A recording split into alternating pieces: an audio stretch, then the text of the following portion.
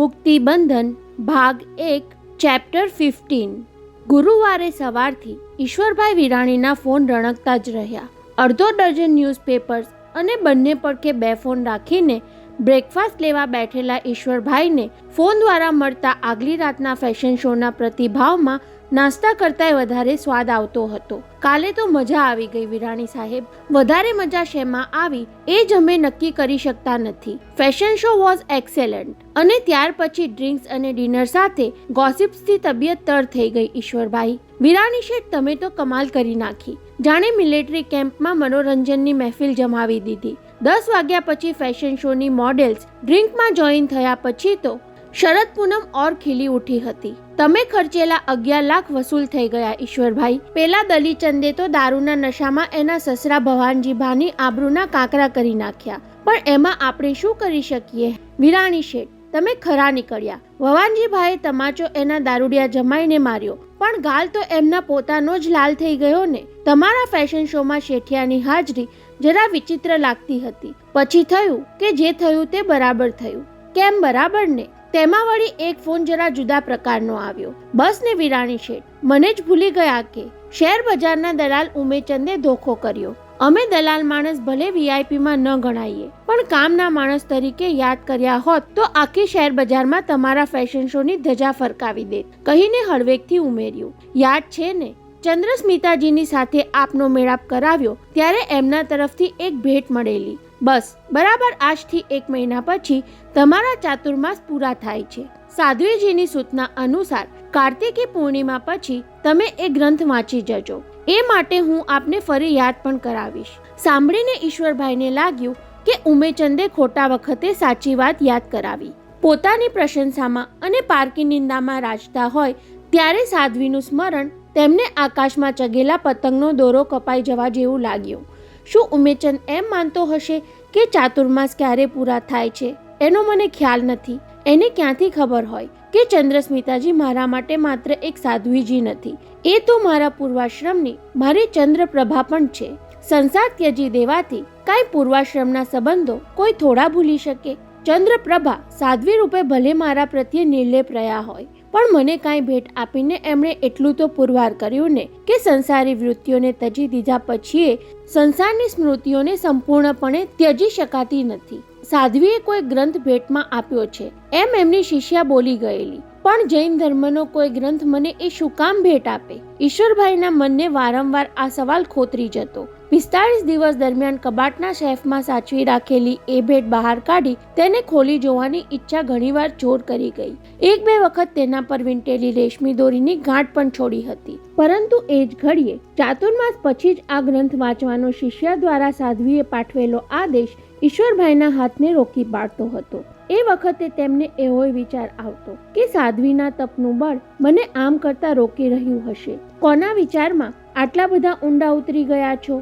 સામે ઉભેલા ચારુબહેને એમને ચમકાવી દીધા। પત્ની ક્યારે આવી ગઈ એની પોતાને ખબર કેમ ન પડી? થોડા ભોંઠપ અનુભવતા એ જવાબ વિચારતા હતા ત્યાં ચારુબહેને જ કહ્યું, આજે સવારથી ફોનની ઘંટડીઓ વાગી રહી છે। પછી નાસ્તાની ટ્રે અને છાપાની થપ્પી સામે જોઈને ઉમેર્યું, પૂરો નાસ્તો એ કર્યો નથી અને અડધા છાપા પણ ગળી ખોલ્યા વગરના પડ્યા છે। આજે આમ કેમ?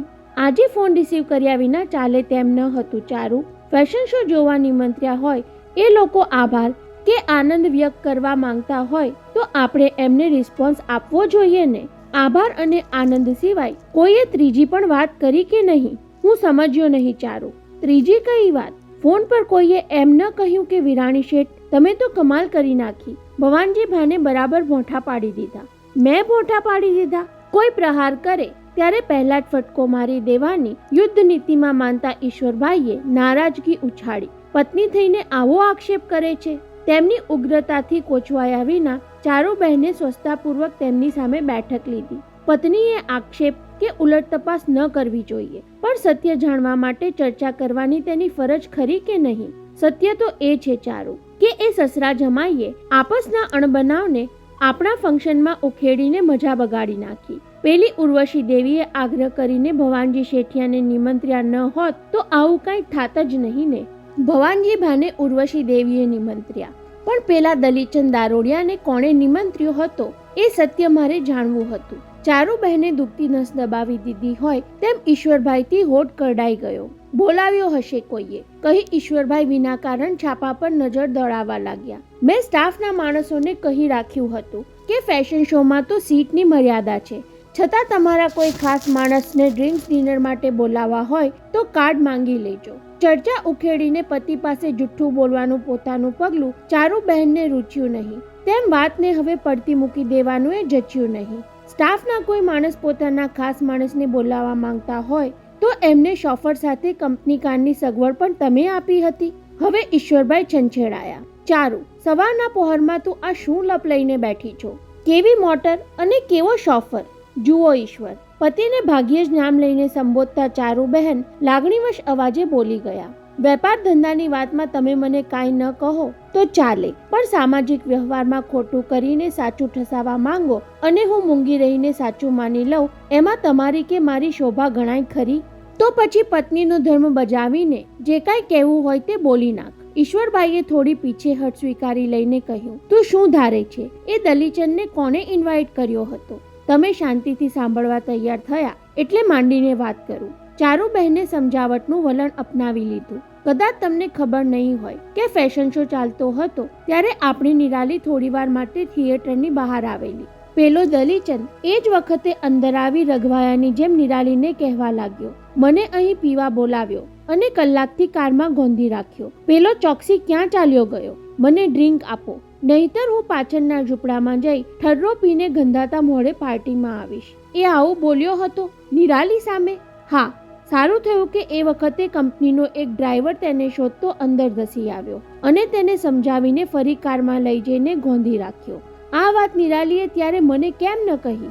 મને પણ સવારે જ વાત કરી. ચારુબહેન પામી ગયા કે પતિ વાતને આડે પાટે ચડાવી દેવા માંગે છે એટલે દોર સાધી લીધો. આપણી કાર અને ડ્રાઈવર ઉપરાંત ચીનુ ચોકસી પણ તેની સરભરામાં હતો. પેલો ચીનુ આપણા વૈભવનો ચમચો સાંભળીને ચારુબહેનથી હસી જવાયું.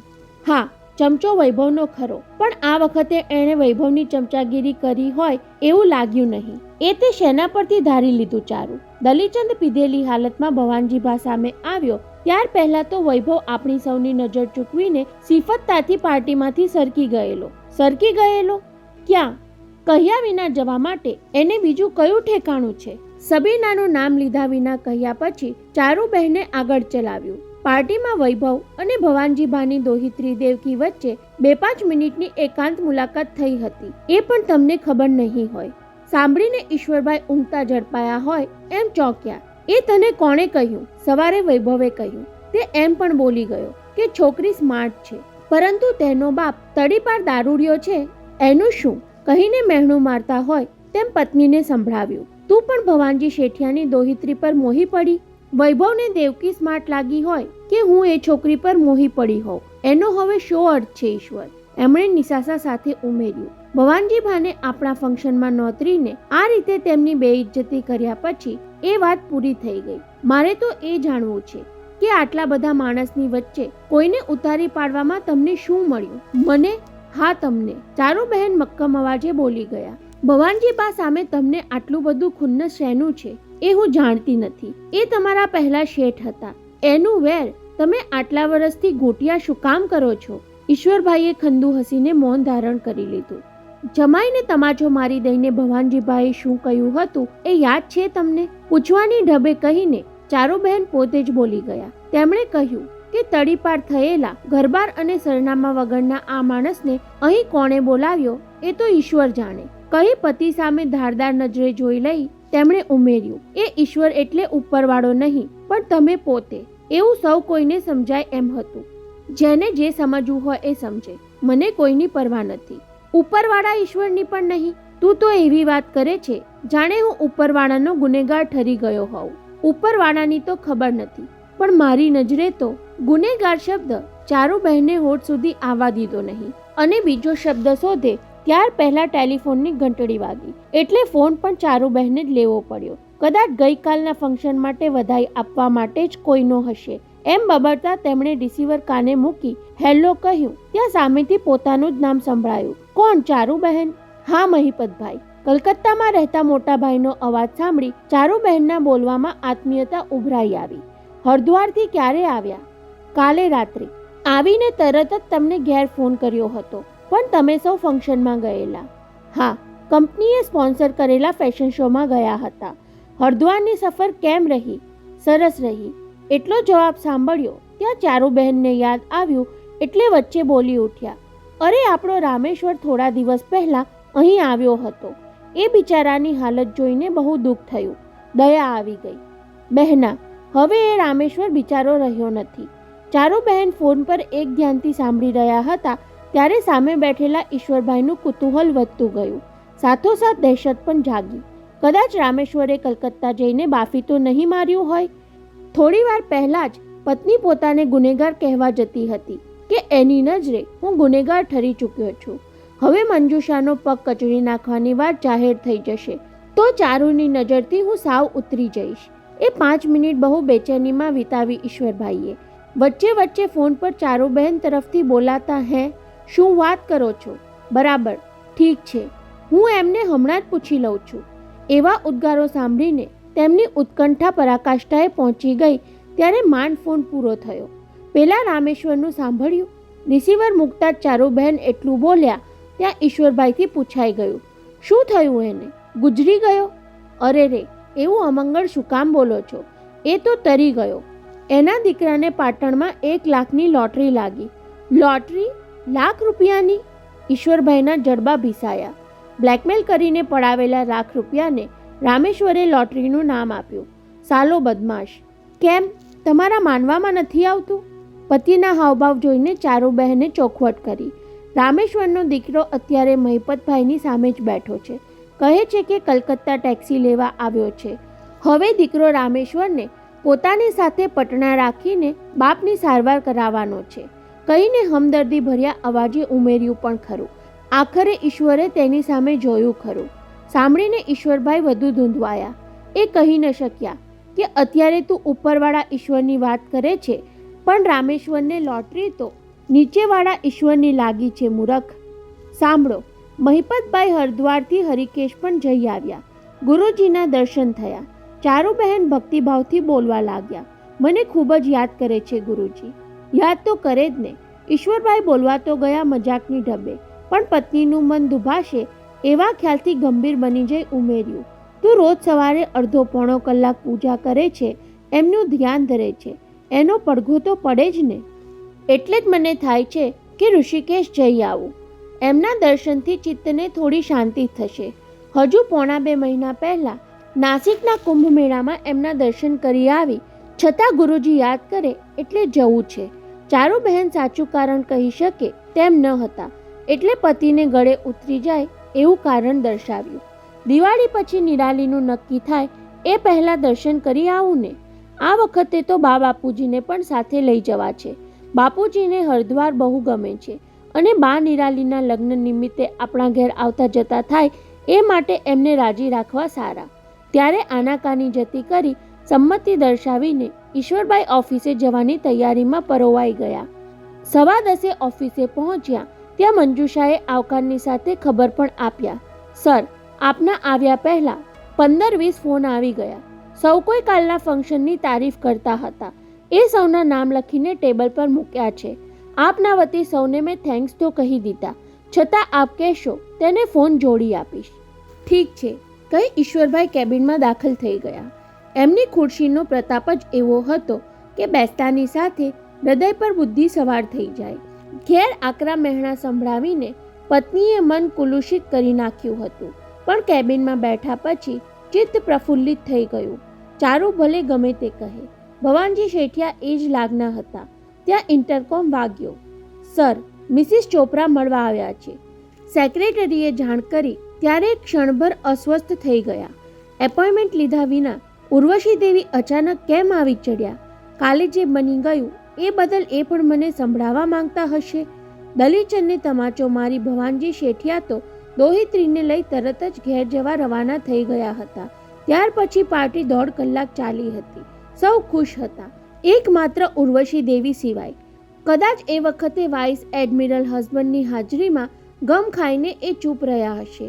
હવે ઉભરો ઠાલવવા આવ્યા હશે. ભલે, આવા દે એમને. સેક્રેટરીને પરવાનગી આપી ઈશ્વરભાઈ જાણે કંઈ જ જાણતા નથી એવી ઠાવકાઈ ધારણ કરી કામમાં પરોવાઈ ગયા. Sorry to disturb you Ishwarbhai. Mrs ચોપરાએ દાખલ થઈ ઉપર છેલ્લા સ્મિત સાથે ઔપચારિક વિવેક દાખવ્યો. એપોઇન્ટમેન્ટ લીધા વિના જ આવી ચડી. You are most welcome Urvashi Devi. કામના કાગળ એક બાજુ કરી પોતે પણ વળતી ઔપચારિકતા દર્શાવી. You look very tired. સ્વાભાવિક છે, ફેશન શોને યાદગાર બનાવવા માટે 1 મહિનાથી તમે લાગી પડ્યા હતા, કહી પ્રશંસાભરી નજરે તેમના લાવણ્યમય મુખનું નિરીક્ષણ કરી લેતા ઉમેર્યું. સારું થયું તમે આવ્યા ઉર્વશી દેવી. ગઈકાલે તમને સ્ટેજ પરથી છટાપૂર્વક બોલતા સાંભળીને મને થયું કે બોલતા બોલતા એ જાણ કરીને અટકી ગયા. દરેક વ્યક્તિને પોતાના વિશે સારા શબ્દો સાંભળવાની ઉત્સુકતા જાગે જ છે. તમને શું થયું ઈશ્વરભાઈ? મારી એકાદ કંપનીમાં તમને ડિરેક્ટર બનાવી દઉં. થેન્ક્સ ઈશ્વરભાઈ. પ્રશંસાનો ઠંડો પ્રત્યુત્તર આપીને ઉર્વશી દેવી જે કહેવા માંગતા હતા તેને માટે મનને તૈયાર કરવા લાગ્યા. આ માણસ પ્રશંસા ચાલુ રાખીને મારો ગુસ્સો ઓગાળી નાખે એ પહેલાં રોષ ઠાલવીને ચાલતી થાઉં. ઈશ્વરભાઈ, તમે સ્ટેજ પર મને સાંભળીને બહુ ખુશ થયા, તેમ પાર્ટીમાં જે કંઈ બની ગયું એથી હું બહુ અપસેટ થઈ ગઈ છું. એમાં તમારો શું વાંક ઉર્વશી દેવી? જાણે સામે વ્યક્તિને સાંત્વના આપતા હોય એવી ખંધાઈથી તેમણે સંભળાવ્યું. એવું યાદ રાખીને દુઃખી થવા કરતાં ઝડપથી ભૂલી જવામાં જ સાર છે. તમે કદાચ ઝડપથી ભૂલી જશો, પણ માનભંગની એ ઘટના ભવાનજીબા જિંદગીભર ભૂલી નહીં શકે. એનું શું? ઈશ્વરભાઈ ચૂપ થઈને એમને જોતા રહ્યા. દુઃખ તો એ વાતનું છે કે એમના આ માનભંગમાં હું નિમિત્ત બની. ઉર્વશી દેવીના અવાજમાં વ્યથા ભળવા લાગી. એમને તથા એમની દેવકીને મેં જ આગ્રહપૂર્વક બોલાવ્યા અને તમે તક ઝડપી લીધી. એટલે તમે કહેવા શું માંગો છો મિસિસ ચોપરા? ઈશ્વરભાઈ ખુરશીમાં ટટ્ટાર થતાં બોલી ઉઠ્યા. મેં શેની તક ઝડપી લીધી? Please mind your tongue. આખી રાત હું ઊંઘી શકી નહીં ઈશ્વરભાઈ. બોલતા બોલતા ઉર્વશી દેવીનો કંઠ રૂંધાયો. પાર્ટી પૂરી થયા પછી સિક્યુરિટીના માણસોએ મને જાણ કરી કે ફેશન શો ચાલતો હતો ત્યારે આ માણસ તમારી કંપનીની જ કારમાં બેઠો હતો. વચ્ચે એકવાર અંદર ઘૂસી આવીને પીવા માટે બરાડા પાડી ગયો. શો પૂરો થયા પછી એ ઇન્વિટેશન કાર્ડ દેખાડીને પાર્ટીમાં આવ્યો. એને પીવડાવવા માટે તમારો એક માણસ સતત સરભરામાં હતો. બાજુમાં બેસીને એ તેના કાનમાં ગુપસુપ કરતો હતો અને એ જ ચોકસી નામનો તમારો માણસ બાવડો ઝાલીને તેને ભવાનજી ભા તરફ દોરી લાવ્યો હતો. બીજું કાંઈ? બીજું? આટલું સાંભળવા છતાં ઈશ્વરભાઈ પર જરા સરખી અસર ન થઈ. એથી ઉર્વશી દેવી વધુ અકળાયા. ધ્રુજતા હાથે પર્સમાંથી એક કવર કાઢીને તેમની સામે ધરી દીધું. બીજું એ કે દલીચંદ વીરજી શાહના નામે તેને મોકલવામાં આવેલું આ ઇન્વિટેશન કાર્ડ તમારે ત્યાંથી જ તેને ગયું છે. એવું તમે કેમ કહી શકો? કહી શકું કારણ કે તમને આપેલા કાર્ડમાં અમે અલગ અલગ નિશાની રાખી છે. કહેતા હો તો દેખાડું. દેખાડવાની જરૂર નથી. તમે કહો છો એટલે મેં માની લીધું. લાપરવાહીથી ઈશ્વરભાઈએ કહ્યું. એ સિવાય બીજું કાંઈ કહેવું છે તમારે? કહેવું નથી, પૂછવું છે ઈશ્વરભાઈ. તમે આવું શું કામ કર્યું? ગદગદ થઈને લાચાર અવાજે ઉર્વશી દેવીએ ઉમેર્યું. બસ એનો જવાબ આપો એટલે હું ચાલી જાઉં. તો સાંભળો મિસિસ ચોપરા, તમે સ્પોન્સરશિપ માટે આવ્યા ત્યારે મેં ભવાનજી શેઠિયાને નહીં નિમંત્રવાની શરત મૂકી. તેની સામે તમે જોરદાર દલીલ કરીને જીદ પકડી કે એમને તો બોલાવવા જ પડશે. એટલું ઓછું હોય તેમ તમે પ્રસ્તાવ પણ મૂક્યો કે ભવાનજી ભાની દોહિત્રી મારા વૈભવ માટે મેડ ફોર ઈચ અધર છે. એમાં મેં ખોટું શું કહ્યું હતું? મને લાગ્યું કે તમે એ છોકરીના બાપ વિશે કંઈ જાણતા નથી. ઈશ્વરભાઈ ધીટ બનીને બોલીએ જતા હતા. એટલે થયું કે એ દલીચંદને બોલાવીને દેખાડી દઉં કે તમારી આ દેવકી કેવા માણસની દીકરી છે અને તમે કેવા માણસના દીકરા માટે તેનો પ્રસ્તાવ મૂક્યો હતો. રોષમાં ઉર્વશી દેવીએ નીચલો હોઠ દાંત વચ્ચે એટલી હદે દબાવ્યો કે લોહીનો ટશિયો ફૂટી નીકળ્યો. વાહ ઈશ્વરભાઈ, મને એકલીને દેખાડી દેવાને બદલે 1000 માણસ વચ્ચે દેવકીના પિતાને દારૂ પીવડાવીને એ કેવો છે એમ દેખાડી દેવામાં તમને કાંઈ જ અજુગતું ન લાગ્યું? જરાય પસ્તાવો ન જાગ્યો? એ સિવાય બીજું કાંઈ કહેવાનું છે તમારે? હા, હવે ઉર્વશી દેવી ટટ્ટાર થઈને તેમને તાકવા લાગ્યા. જે કહેવું નહોતું એ કહી દીધા વિના ચાલે નહીં એવું જુનૂન ઉભરાઈ આવ્યું. તમે સાંભળવા તૈયાર છો તો હવે કહીને જ રહીશ ઈશ્વરભાઈ. 40 વર્ષ અગાઉ ભવાનજીભાઈએ તેમના વાણોતર ઈશ્વરને મારેલા તમાચાનું વેર વાળવા માટે ઉદ્યોગપતિ ઈશ્વરલાલ વિરાણીએ આવું ષડયંત્ર રચવું પડ્યું. એમ સાફ સાફ કેમ કહી દેતા નથી? સાંભળીને ચોંકી ગયા ઈશ્વરભાઈ. બે સિવાય ત્રીજાને જેની જાણ ન હતી તે વાત રાતોરાત આ બાઈ ક્યાંથી જાણી લાવી? પરંતુ એ જાણી જ ગઈ છે તો હવે મારે હેપતાઈ જવાની પણ જરૂર નથી. એ સિવાય કાંઈ કહેવું છે? હજુ મેં પૂરું જ ક્યાં કર્યું છે? આઈ એમ વિરાણી. તમને ભવાનજીભાના શબ્દો યાદ હશે. દલીચંદે તમાચો મારીને બોલ્યા હતા કે વર્ષો પહેલા એક માણસને મેં તમાચો માર્યો, તે આજે આગેવાન ઉદ્યોગપતિ બની ગયો, પણ આ દારૂડિયો તમાચો ખાધા પછી પણ પતનની ગટરમાં જ પડ્યો રહેવાનો. ઓહ, એના પરથી તમે એવું ધારી લીધું કે વર્ષો પહેલા ભવાનજી શેઠિયાએ મને તમાચો માર્યો હતો. અત્યારે હું ધારેલું કાંઈ જ બોલતી નથી, પરંતુ તમે કેમ ધારી લીધું કે ભવાનજીભા આ અપમાનનો બદલો લઈ શકે એવું કોઈ હથિયાર તેમની પાસે નહીં હોય? અહિંસાના એ પ્રખર હિમાયતી કોઈ હથિયાર રાખતા હોય એવું મારે શું કામ ધારવું જોઈએ ઉર્વશી દેવી? હથિયાર બધા જ હિંસક હોય એવું નથી વિરાણી શેઠ. હવે ઉર્વશી દેવી કહ્યા વગર રહી ન શક્યા.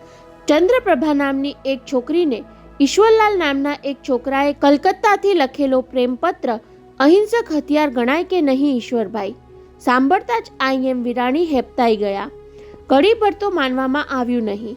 સામે બેઠેલી મિલિટરી અફસરની પત્ની અત્યારે તેમને બાહોશ જાસૂસ લાગવા માંડી, પરંતુ શતરંજની બાજી રમવા બેઠા પછી હાથ ઊંચા કરી લેવાનું પોતાના મોભાને શોભે એમ ન હતું.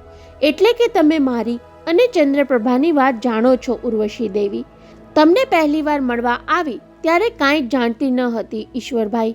હસીને મિસિસ ચોપરાએ કહ્યું, ભવાનજીબા સાથે તમારે શું કામ અંટસ પડી ગઈ એ તો આકસ્મિક રીતે જાણવા મળ્યું. સાથોસાથ એ પણ જાણ્યું કે તમારે નોકરી કેમ છોડવી પડી અને ભવાનજીભાનો તમાચો ખાઈને મુંબઈ પણ કેમ છોડવું પડ્યું. અને જાણી ગયા છતાં આટલા દિવસથી અજાણ્યા હોવાનો દેખાવ કરતા રહ્યા તમે. દેખાવ નહીં ઈશ્વરભાઈ, જૂની વાત ઉખેડવાનું ટાળતી રહી.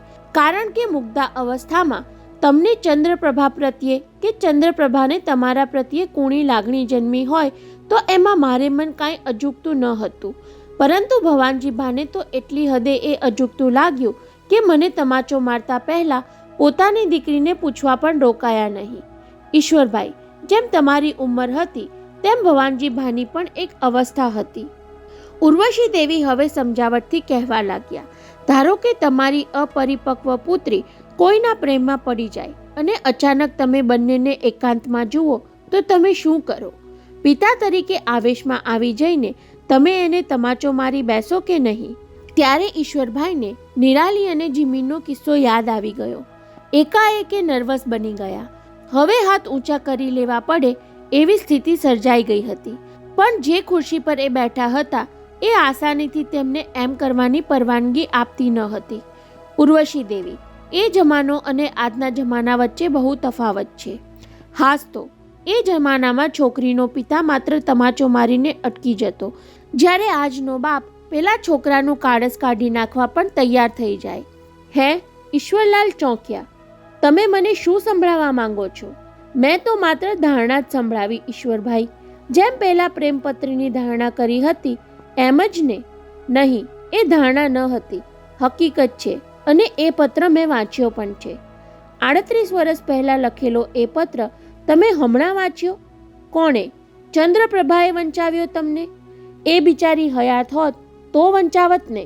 ઉર્વશી દેવીએ નિસાસો નાખ્યો. એ જીવતી હોત તો પણ તમારો એ પત્ર એના હાથમાં ક્યાં આવ્યો હતો? ચંદ્રપ્રભા મેટ્રિક પાસ થઈને કોલેજમાં ભણવા ગઈ હતી અને તમે પત્ર લખ્યો હતો કન્યા શાળાના સરનામે, અને એ પત્ર ભવાનજીબાના હાથમાં આવ્યો. હા, અને આટલા વર્ષ પછી પણ એ પત્રને તમે એક હથિયાર ગણાવો છો? એ પત્ર હવે મને શું ઈજા કરી શકવાનો હતો ઉર્વશી દેવી? જે રીતે તમે ભરી મહેફિલમાં દલીચંદને પીધેલી હાલતમાં ભવાનજીબા સામે પેશ કરી દીધો એ જ રીતે. બોલતા બોલતા ઉર્વશી દેવી અટકી ગયા.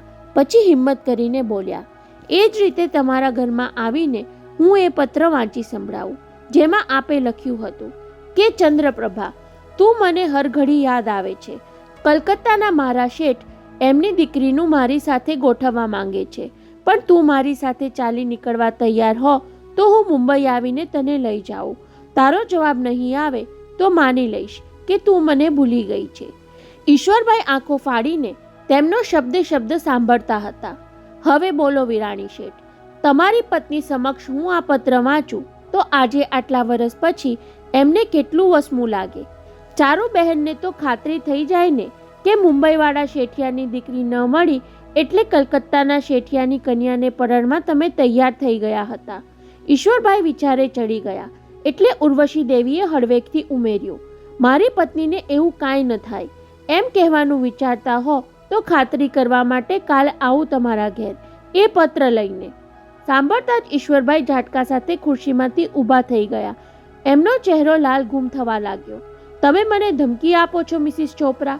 ત્યારે ઉર્વશી દેવીએ ખુરશીમાંથી ઊભા થતાં કહ્યું, આપ કેમ ઊભા થઈ ગયા વિરાણી શેઠ? અહીંથી જવા માટે ઊભા તો મારે થવાનું હતું, કહી ગરદનને ઝટકો આપતા સંભળાવ્યું, હું ધમકી આપનાર કોણ? મારી હેસિયત શું? મેં તો માત્ર દ્રષ્ટાંત આપ્યું કે આપણા પર કોઈક આવું વિતાડે ત્યારે કેટલું બધું આકરું લાગે છે. હવે તમને ખ્યાલ આવશે કે કાલે રાતે ભવાનજીભાને કેટલું વસમું લાગ્યું હશે, કહી જતા જતા ઉમેર્યું, કાચના ઘરમાં રહેનારે બીજાના ઘર પર પથ્થર નહીં મારવો જોઈએ. એ તમારા જેવા શાણા માણસને મારે સમજાવવાનું ન હોય ઈશ્વરભાઈ.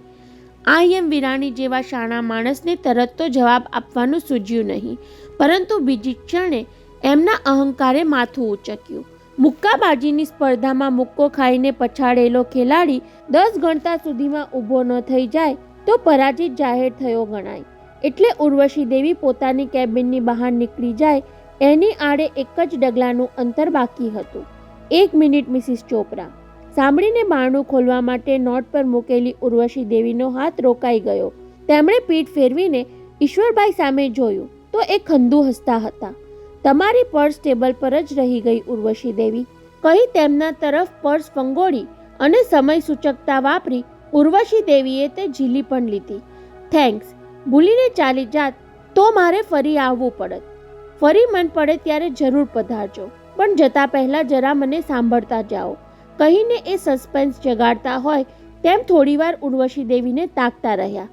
પછી કહી દીધું, મારી અને ચંદ્રપ્રભા વચ્ચેની વાત આજ સુધી હું અને ભવાનજી શેઠિયા બે જ જાણતા હતા. હવે તમે ત્રીજા થયા તો પછી માત્ર હું અને ભવાનજી ભા બે જ જાણીએ છીએ. તો પછી હું અને ભવાનજી બા બે જ જાણીએ છીએ એવી બીજી પણ એક વાત જાણી લો. ફરી થોડીવાર ટટડાવીને તેમણે ટાઈમ બોમ્બ ફોડ્યો. ઉર્વશી દેવી, હમણાં તમે એવું બોલી ગયા કે ચંદ્રપ્રભા જીવતા હોત તો, પરંતુ એ ચંદ્રપ્રભા જીવતી છે. થોડા વખત પહેલાં એ મુંબઈ પણ આવી હતી. આ વાત હું અને ભવાનજી ભા જ જાણીએ છીએ. આજે તમે ત્રીજા જાણકાર થયા અને ચોથા દલીચંદને એની જાણ કરું તો શું થાય એની કલ્પના કરી લેજો. પીધેલી હાલતમાં બેવડા બાદ દલીચંદ એ બિચારીની સામે જઈને ભરતું સરતું બોલી આવે તો કેવો ભવાડો થાય મિસિસ ચોપરા? ઉર્વશી દેવી તો ચંદ્રપ્રભા જીવતી છે એટલું સાંભળીને એવા સ્તબ્ધ થઈ ગયા કે આગળ વધવા માટે પગ ઉપડ્યો નહીં અને ઊભા રહેવા જેટલું પગમાં જોર રહ્યું નહીં.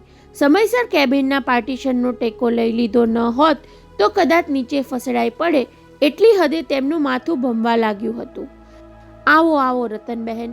મરીન ડ્રાઈવ પર આવેલા ચંદ્રમહાલના દિવાનખંડમાં દાખલ થતા ઈશ્વરભાઈના માતૃશ્રીને ઉમળકાભેર આવકાર આપી ભવાનજી શેઠિયા તેમને લેવા આવી ગયા. પછી રતનબાની પાછળ પાછળ આવતા ઈશ્વરભાઈના નાના ભાઈ પર નજર પડી એટલે ઉમેર્યું, આવો મનોહરભાઈ, તમે અમારે ત્યાં ક્યાંથી? ભવાનજી શેઠિયાના આવકારમાં રતનબાને લાગણીનો રણકો વર્તાયો. આગલી રાતે ફેશન શોમાં સૌની વચ્ચે થયેલા માનભંગની કોઈ કટુતા જોવા ન મળી એટલે રતનબાએ થોડી ધરપત અનુભવી. ભા, તમને મળવા આવવું છે એવું પોતે ફોન પર કહ્યું ત્યારે પણ એ હોશભેર બોલી ઉઠ્યા હતા. જરૂર પધારો, કહો તો લેવા માટે ગાડી મોકલું. ભવાનજી ભાના એ શબ્દોમાં રતનબાને તેમની સજ્જનતાનો પડઘો સંભળાયો હતો. બીજો કોઈ હોત તો કહે કે કાલે મને અને દેવકીને સમારંભમાં બોલાવી નીચાજોણું કર્યું, હવે શું બાકી રહ્યું છે કે સામે ચાલીને ઘેર મળવા આવવું છે? આવું કહેવાને બદલે તેમણે તો લેવા માટે ગાડી મોકલવાની વાત કરી. મને એમ કે માસ્તર સાહેબને પણ સાથે લઈ આવશો. મા દીકરાએ દિવાનખંડમાં સોફા પર બેઠક લીધી એટલે ભવાનજીભાઈએ તેમની સામે ગોઠવતા કહ્યું, એ આવ્યા હોત તો ગઈકાલે શરૂ કરેલી વીતેલા દિવસોની વાતો આગળ ચલાવત ને. આજે વીતેલા દિવસોની નહીં, આવનારા દિવસોની વાત લઈને અમે આવ્યા છીએ. રતનબાએ વાતની શરૂઆત કરવાની તક ઝડપી લેતા કહ્યું. એટલે તો મનોહરને સાથે લઈ આવી. તો પહેલાં એ કહો, શું લેશો? કહી ભવાનજી શેઠિયાએ લાલજીને હાક મારી. પછી ઉમેર્યું, અત્યારે 5:15 થયા છે. કલાક પછી મારો વાળુનો સમય થશે. તમને ફાવે તો આપણે સાથે જ જમીએ. ભા, જમવાનું ફરી કોઈક વાર. જૈનોના ખાખરા બહુ સારા છે. ચાની સાથે ખાખરા ચાલશે, કહી રતનબાએ હળવાશથી કહ્યું.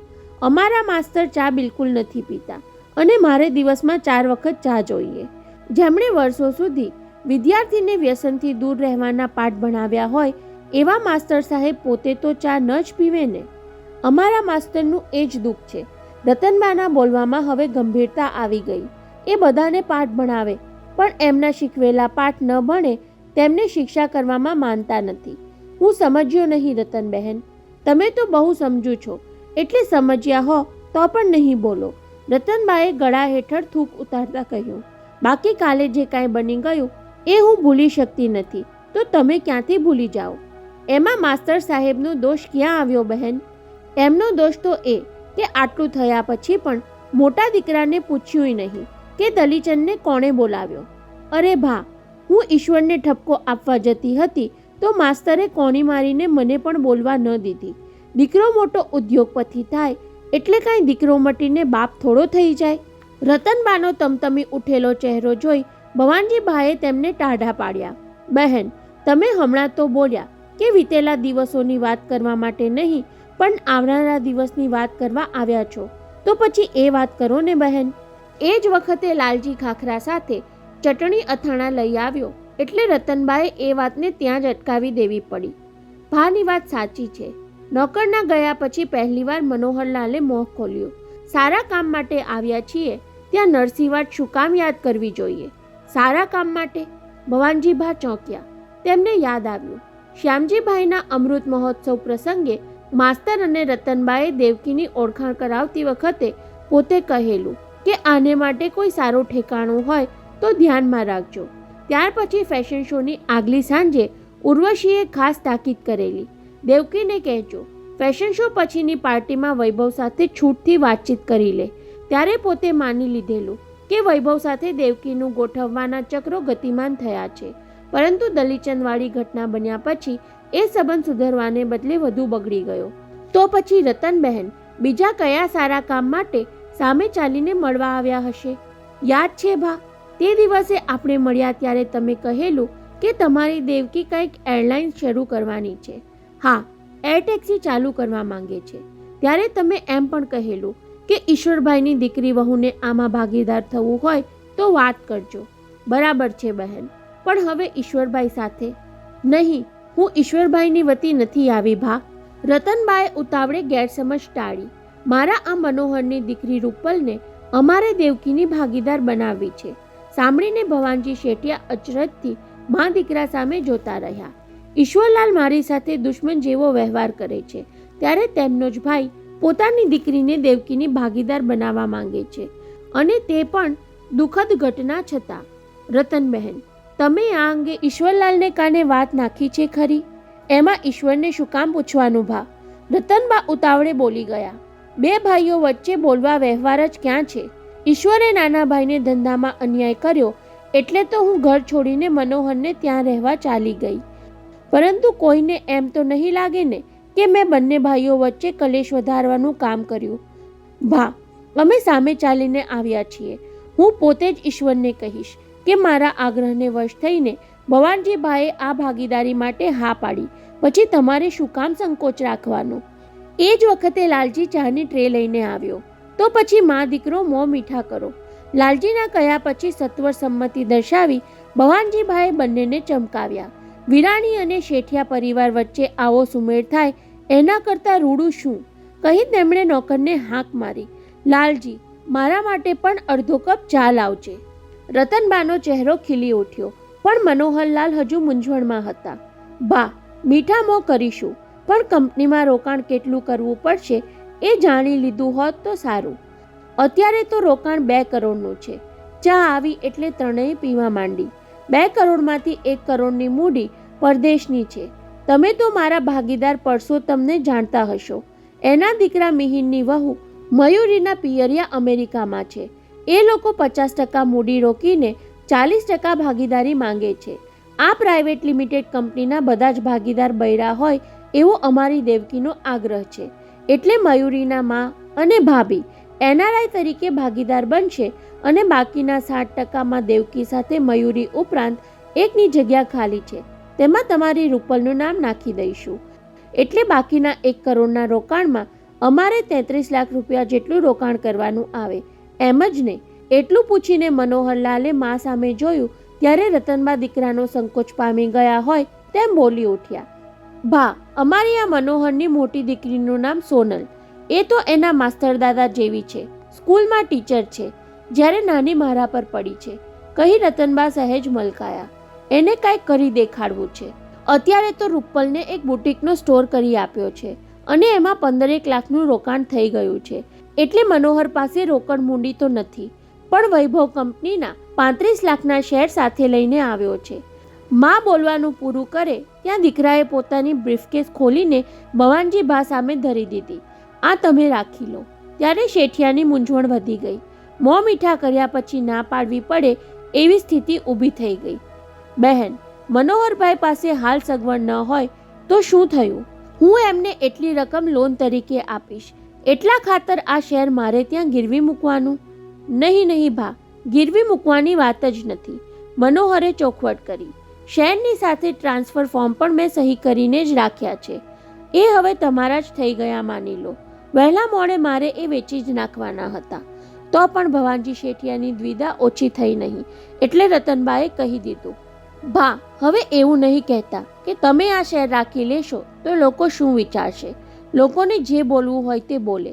અમે તો એટલું જ કહેવાના કે તમે અમારી પડખે ઊભા રહ્યા. પછી શું વાંધો છે તમને? અને ભવાનજીભા જવાબ આપે એ પહેલા ઓફિસથી પાછી ફરેલી દેવકીએ દિવાનખંડમાં પ્રવેશ કર્યો. બંને વડીલોને પ્રણામ કરી હોશભેર બોલી ઉઠી. દાદીમાં, ભાઈએ કહ્યું કે તમે ઘેર આવવાના છો એટલે હું જલ્દી આવી. પછી ખાખરાની પ્લેટ જોઈને બોલી, અરે ભા, આ શું? ખાલી ખાખરા ખવડાવીને તમે એમની મહેમાનગતિ કરો છો? કહીને લાલજીને સાથ પાડવા જતી હતી, પણ નાનાએ તેને રોકી. દેવકી, પહેલા તું બેસ. તારા કામની વાત છે. તારી કંપનીમાં એક ભાગીદારની જગ્યા ખાલી છે ને?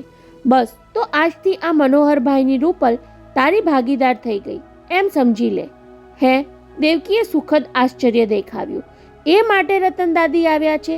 એની ખબર હોત તો હું મીઠાઈ લેતી આવત ને, મોં મીઠું કરાવીને એમના આશીર્વાદ માંગત ને. મારા આશીર્વાદ તો તારી સાથે છે જ દીકરી. અને ત્યાં દેવકીને કાંઈક યાદ આવી ગયું. એ થોડીવાર રતનબાને ભાવપૂર્વક નિહાળતી રહી. પછી મનની વાત ઉચ્ચારી દીધી. દાદીમાં, માત્ર તમારા આશીર્વાદથી નહીં ચાલે. મારી એક વિનંતી પણ તમારે માન્ય રાખવી પડશે. બોલો, હા કે ના? વિનંતી નહીં દેવકી, માંગણી કર. આજે તું માંગીશ એ આપવા તૈયાર છું. તો અમારી આ કંપનીના ચેરમેન તમારે બનવું પડશે દાદીમાં. કંપનીની ચેરમેન? હું? હા, તમે પોતે, શ્રીમતી રતનબહેન મોતીલાલ વિરાણી.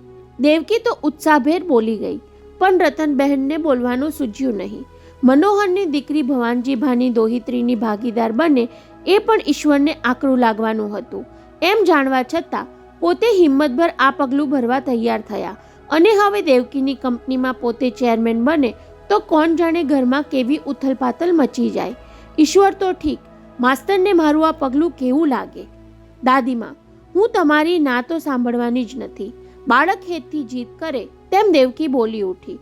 હું માની મમતા માયા પામી નથી. દાદી માની છત્રછાયા મને મળી નથી. આજે હું તમને માત્ર મારી કંપનીના ચેરમેન પદે જ નથી બેસાડતી.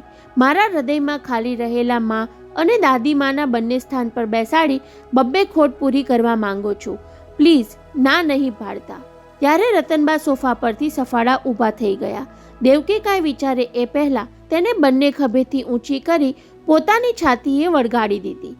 તારા જેવી પૌત્રી તો પુણ્ય કર્યા હોય તેને મળે દેવકી, કહી વાત્સલ્ય ભર્યો હાથ તેની પીઠ પર ફેરવવા લાગ્યા. ત્યારે ભવાનજીભાની આંખોમાં જળજળિયા આવી ગયા.